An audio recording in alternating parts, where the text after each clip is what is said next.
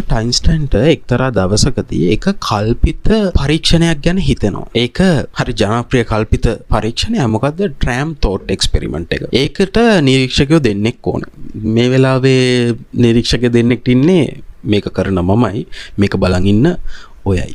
හරි. මේ ඉස්සල සැරේ මම ඔයාව කෝච්චියට දැම්මනේ. මේ සැරේ මම කෝච්චියට යන්නම්, ඔයා අර පාළු වේදිකාවට වෙලා ඉන්න. මම කෝච්චියේ හරියටම මැද පෙට්ටියේ ඉන්නවා. මම එක දිශාවකට යන ගමන් ඉන්නේ.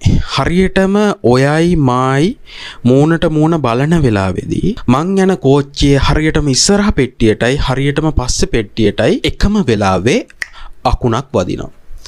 එකක් නෙමේ දෙකක් වදිනවා. මොකද ඉස්සරහ පෙට්ටියට එකයි පිටිපස්සේ පෙට්ටියට එකයි. ඒක දිහා බලන් ඉන්න ඔයාට දැනුනේ ඒ අකුණු දෙක එක වෙලාවෙ වැදුනා වගේ. හැබැයි මට දැනුනේ මගේ ඉස්සරහ පෙට්ටියට වැදුණු අකුණ වැදුනයින් පස්සේ තමයි මගේ පිටිපස්සේ පෙට්ටියේ අකුණ වැදුනේ කියලා. මොකක්? ඉස්සරහ පෙට්ටියේ අකුණ වැදුනයින් පස්සේ පිටිපස්සේ පෙට්ටියේ අකුණ වැදුනා කියලා මට දැනුනේ. හැබැයි ඔයාට දැනුනේ ඒක එකම වෙලාවෙ වැදුනා කියලා. මොකද්ද මේ විසංග? හරියටම හිතෙන් මවා ගන්නකො. මං හරියටම ඔයා කෙලින් ඉන්න වෙලාවෙ නෝ අකුණ වැදුනා කියලා දැනුනේ. එතකොට මගේ ඉස්සරහ පෙට්ටියේ ඉඳන් ඒ වැදුන තැන ඉඳන් ඔයාට තියෙන දුරයි මගේ පිටිපස්සේ ඉඳන් ඔයාට තියෙන දුරයි සමානයි. දුරවල් සමානයි. මැක්ස්වෙල් කිව්වේ ආලෝකයේ වේගය නියතයක් කියලා. එහෙනම් එයාට ගමන් කරන දුර ඔයාට ඒ වැදිච්ච තැන ඉඳන් ඒ මොහොතේදී ඒ අකුණ වැදුණු තැන ඉඳන් ඔයාට තියෙන දුරවල් දෙක සමානයි. ඔයාට තියෙන දුරවල් දෙක සමානයි. එතකොට ඔයා දන්නවා කාලයේ වේගය කියලා කියන්නේ මොකද්ද? දුර බෙදීම කාලය. එහෙනම් උතනින් කාලය උක්ත කරගත්තොත් දුර බෙදීම වේගය කාලය වෙනවා. එහෙනම් සමාන දුරවල් දෙකක් නම් තියෙන්නේ.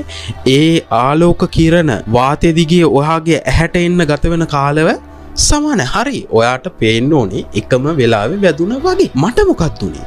මම ඉන්න රාමුව තප්පරෙන් තප්පරයට ඉස්සරහට යනවා. අර අකුණු වැදිච්ච තැනට මගේ ඉස්සරහ පෙට්ටිය අකුණු වැදිච්ච තැනට ඊළඟ මොහොතේ මම ලං වෙනවා. පිටිපස්සේ අකුණු වැදිච්ච තැනින් මම යම් ඊළඟ මොහොතේදී ඈත් වෙනවා. මොකද වෙන්නේ? ඉස්සරහට මම මගේ මොහොතෙන් මොහොත දුර ලං වෙනවා.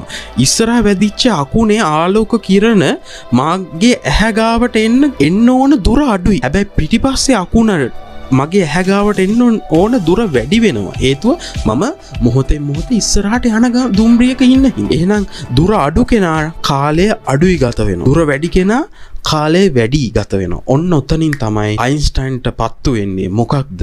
කාලය කියන කෙනා නිරපේක්ෂ වෙන්න බෑ. මැක්ස්වෙල් කියන විදිහට ආලෝකයේ වේගය නියතයක් නම්